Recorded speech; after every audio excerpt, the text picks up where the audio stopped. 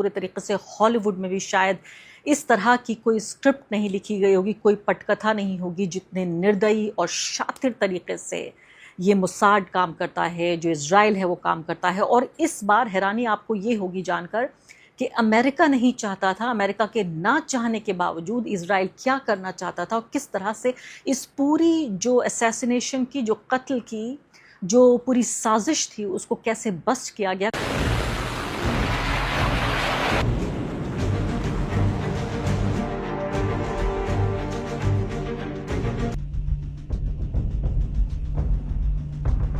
नमस्कार, इस खास कार्यक्रम में आपका स्वागत है। मैं हूं आरफा खानम शेरवानी। जिसकी हफ्तों से तैयारी हो रही थी वो दिन अब आ चुके हैं। जी हां, तेहरान में अयतुल्ला अली खामनेई, ईरान के सुप्रीम लीडर, जो वहां के राष्ट्रीय अध्यक्ष भी होते थे, जिनको जंग के पहले दिन अमेरिका और इज़राइल के जॉइंट ऑपरेशन ने उनकी हत्या कर दी थी, उन्हीं का जो ताबूत है वो आखिरकार तेहरान पहुंच चुका है। ये तस्वीरें आप अपनी स्क्रीन पर फ़िलहाल देख रहे हैं। एक पूरा एक क़यामत जैसा मंज़र फ़िलहाल तेहरान में नज़र आ रहा है। ये कई दिन का ये पूरा जो उनके जनाजे का कार्यक्रम है, उसके जुलूस अलग अलग जगहों पर जाएंगे और आखिर में जो मशहद शहर है ईरान का, वहाँ उनको दफनाया जाएगा, क्योंकि मशहद में ही बताया जाता है कि उनका जन्म हुआ था। तो फ़िलहाल इस ताबूत को आप यहाँ पर देख रहे हैं और उस जगह पर उनको ले जाया गया, उस ताबूत को जहाँ की उनकी हत्या की गई थी। मैं आपको कुछ ही पलों में एक ऐसी कहानी बताऊंगी जो सिहरन पैदा कर देगी कि इस पूरी जंग के दौरान सोचिए ईरान ने अपने आप को कैसे बचाया। इस्लामाबाद से निकली वो कहानी जहाँ पर ईरान के दो सबसे महत्वपूर्ण व्यक्ति, अयतुल्ला अली खामनेई की हत्या के बाद उन दोनों की हत्या की पूरी योजना थी इज़राइल की, और कैसे खुफिया जानकारी मिली और खुफिया जानकारी मिलने के बाद पाकिस्तान के जहाज़ों ने एस्कॉर्ट करके कैसे पहुंचाया और फिर पूरा का पूरा प्लान बदल दिया गया ईरानी नेताओं के ज़रिए। वो जिस शहर में जाने वाले थे वहाँ ना जाकर कहीं और गए, पहाड़ियों में छुपा हुआ ये पूरा राज, जो न्यूयॉर्क टाइम्स ने इस राज को बाहर लेकर आया है। कुछ ही पलों में आपको ये तमाम जानकारी मैं दूंगी, और उससे पहले आपको बता देती हूँ ये तमाम तैयारियाँ जो चल रही हैं। और भारत का भी डेलीगेशन गए हैं वहाँ। कई एक डेलीगेशन में हमने देखा है कि महबूब मुफ्ती यहाँ पर दिख रही हैं, सलमान खुर्शीद हैं, और उन्होंने अपने जो मैं कहूँगी कि श्रद्धांजलि दी है, उनको अपना श्रद्धांजलि वहाँ पहुँचे डेलीगेशन। उसके अलावा एक सर्वधर्म डेलीगेशन जिसमें अलग अलग धर्मों के लोग थे, उसको भी आप स्क्रीन पर यहाँ देख रहे हैं कि वो लोग भी वहाँ पहुँचे। दोनों ने जाके भारत की तरफ से अलग अलग डेलीगेशन ने यहाँ पर अपना जो श्रद्धांजलि देनी थी वो दिया। इसके बाद कुछ ही घंटों में शुरू होने वाला है वो कार्यक्रम भी, जहाँ जो अधिकारी हैं अलग अलग देशों से पहुँचे हुए, यानी सरकारी अधिकारी यानी नेता लोग पहुँच रहे हैं, वो लोग श्रद्धांजलि देंगे। इसमें पाकिस्तान के प्रधानमंत्री शहबाज शरीफ भी शामिल हैं, और इसके अलावा भारत से भी एक डेलीगेशन गया है जिसमें कि विदेश राज्य मंत्री मौजूद हैं और साथ ही बिहार के गवर्नर भी हैं। वो तस्वीरें आएंगी तो आपको दिखाई जाएंगी, लेकिन फ़िलहाल जो तस्वीरें आ रही हैं वो अलग अलग आ रही हैं। टर्की के जो वाइस प्रेसिडेंट हैं वो वहाँ पहुँचे तेहरान, और साथ साथ उन्होंने ईरान के राष्ट्रपति से मुलाकात की। इसके अलावा ये तमाम जो मैं आपको ताबूत में जो लाल झंडा दिखा रही हूँ आपको, ये झंडा ताबूत पर लगाया गया और इमाम रज़ा दरगाह का एक विशेष लाल झंडा रखा गया। रिपोर्ट ये बता रही है ताबूत के ऊपर, और जो इस्लामिक जो मान्यता है उसके मुताबिक इस लाल झंडे का मतलब ये होता है कि इंसाफ और शहादत। ये लाल झंडा, ये मुझे बता रही है रिपोर्ट कि इसका मतलब होता है न्याय की मांग और शहादत, साथ साथ इंसाफ की मांग और शहादत, ये मतलब होता है। और उनकी जो आखिरी सफ़र है उसकी तस्वीरें आप देख रहे हैं, और खामनेई साहब के पार्थिव शरीर वाले ताबूत को उस जगह पर ले जाया गया, मैंने आपको बताया, जहां उनकी हत्या हुई है। एक ही पल में रुकिए मेरे साथ, आप बने रहिए। आपको मैं बताऊंगी कि इस्लामाबाद से लौटते वक्त वो कौन सी कहानी है। मुझे लगता है कि पूरे तरीके से हॉलीवुड में भी शायद इस तरह की कोई स्क्रिप्ट नहीं लिखी गई होगी, कोई पटकथा नहीं होगी जितने निर्दयी और शातिर तरीके से ये मोसाद काम करता है, जो इज़राइल है वो काम करता है। और इस बार हैरानी आपको ये होगी जानकर कि अमेरिका नहीं चाहता था, अमेरिका के ना चाहने के बावजूद इज़राइल क्या करना चाहता था और किस तरह से इस पूरी जो असैसिनेशन की, जो कत्ल की जो पूरी साजिश थी उसको कैसे बस्ट किया गया, कुछ ही पलों में मैं आपको बताती हूँ। तो ये तस्वीरें आप देख रहे हैं, पहली तस्वीरें झलकियाँ सामने आ चुकी हैं और इसका पूरा सीधा प्रसारण प्रेस टीवी के ज़रिए भी हम तक पहुँच रहा है। अब मैं आपको बताती हूँ वो पूरी बात जिसका इंतज़ार आप कर रहे हैं। तो ये अमेरिकी रिपोर्ट के मुताबिक अमेरिकी अखबार न्यूयॉर्क टाइम्स में ये रिपोर्ट छपी है कि अमेरिकी अधिकारियों को ये डर था, ये बात अब रिकॉर्ड पर लाई जा रही है कि अमेरिकी अधिकारियों को ये डर था कि ईरान के 2 महत्वपूर्ण लोग, उनके विदेश मंत्री और जो उनके मुख्य वार्ताकार हैं, दोनों विदेश मंत्री अरागची और साथ ही गलीबाफ, इन दोनों की हत्या की प्लानिंग थी जब वो इस्लामाबाद से लौट रहे थे, तेहरान जा रहे थे। लेकिन फिर क्या हुआ, इसका पूरा खुफिया जानकारी इन नेताओं को मिल गई। ईरान के पास भी खुफिया एजेंसी सिर्फ ऐसा नहीं है, इजराइल और अमेरिका के पास ही है, ईरान के पास भी है। और बताया जा रहा है इस रिपोर्ट में कि पाकिस्तान ने भी मदद की। इस खुफिया जानकारी को कंफर्म किया गया और यही वजह थी कि ये तस्वीरें मैं आपको दिखा चुकी हूँ, लेकिन तब तक मुझे ये पूरी कहानी नहीं पता थी, न्यूयॉर्क टाइम्स में ये पूरी कहानी नहीं आई थी। इस तस्वीर को मैंने आपको दिखाया था किस तरह से हवा में, आपने देखा था हवाई क्षेत्र में, एयर स्पेस में पाकिस्तानी जहाज़ एस्कॉर्ट कर रहे हैं इन दोनों नेताओं को ताकि ये सही सलामत पहुंच सकें। कैसे इस पूरे षड्यंत्र का पर्दाफाश हुआ ये मैं आपको बताने जा रही हूँ। तो आप देखिए, अमेरिकी अधिकारियों को डर था कि बातचीत के दौरान इजराइल ईरान के जो टॉप लीडर्स हैं और टॉप नेगोशिएटर्स जो बातचीत कर रहे थे उनकी हत्या कर सकता है।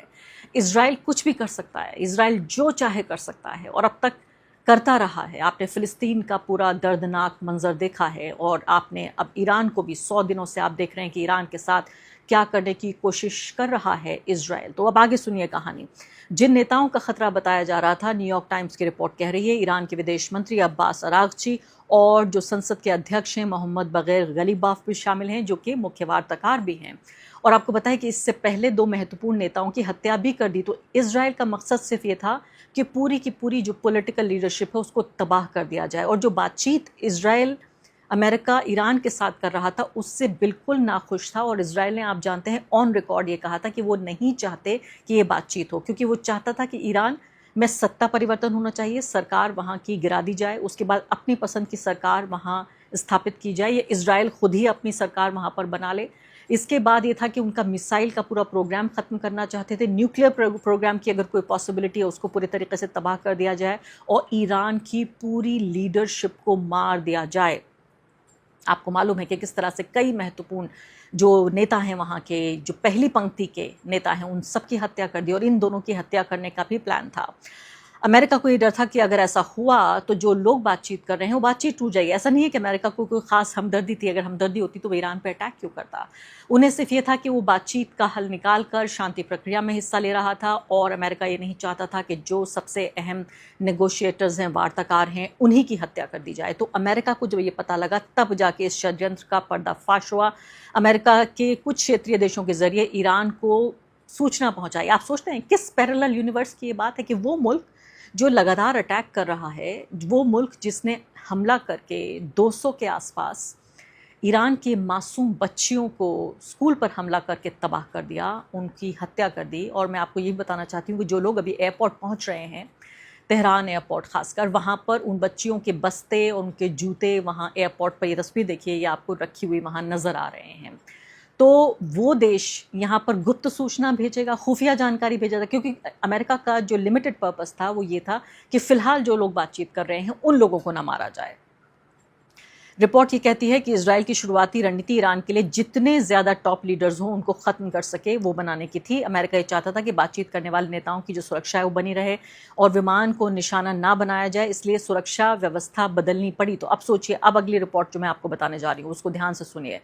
तो आप ये सोचिए कि इस वक्त ये हुआ कि जब इस्लामाबाद से कतर की तरफ, यानी पाकिस्तान से कतर की तरफ जब जा रहे थे ये लोग, यानी दोनों नेता, तभी ये खुफिया जानकारी मिली और ये खुफिया जानकारी अमेरिका ने ईरान को दी। फिर पाकिस्तान ने जब इनको जानकारी मिली तो अपने जहाज़, अपने एस्कॉर्ट्स भेजे हवाई क्षेत्र में, उनको एक एयर एस्कॉर्ट दिया, यानी कि हवाई सुरक्षा दी। उसके बाद इन दोनों नेताओं को जाना था तेहरान। तेहरान ना जाकर इन लोगों ने मशहद गए ये लोग, और मशहद में अपने जहाज़ को लैंड किया।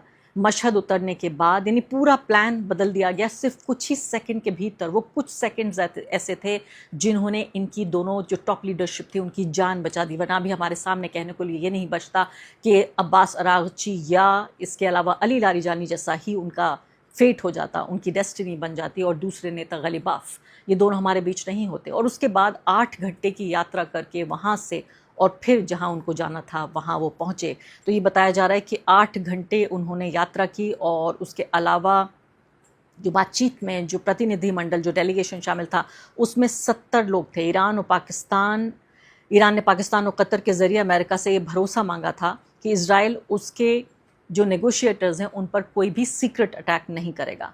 बातचीत के लिए मैंने आपको बताया कि 70 जो हैं अधिकारी वो शामिल थे और पाकिस्तान ने ईरानी विमान को अपनी सीमा से इस्लामाबाद तक और वापसी में लड़ाकू विमानों की सुरक्षा दी। यानी जो आप देख रहे थे स्क्रीन पर वो फाइटर जेट्स थे, वो एस्कॉर्ट्स जो थे वो फाइटर जेट्स थे। और वापसी के दौरान ईरान को खुफिया सूचना ये मिली कि इजराइल विमान को निशाना बना सकता है। ईरान का दावा है कि इजराइल के 2 लड़ाकू विमान इराक की तरफ से ईरान की हवाई सीमा में घुसाए थे, इराक की तरफ से घुसे इजराइल के जो ये फाइटर जेट्स थे।